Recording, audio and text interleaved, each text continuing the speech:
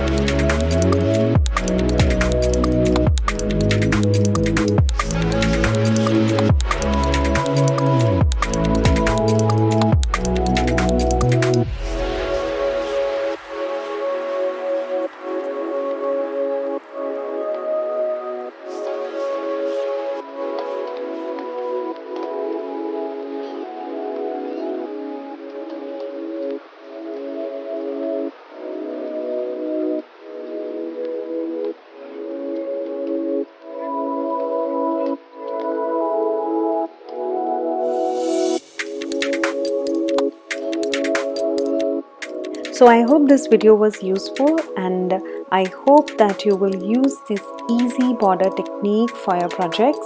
Please do let me know how did you like this video. If you like it, give it a thumbs up and do subscribe our channel. And if you're new to our channel, watch my other videos as well. Till then, see you next time. Bye bye.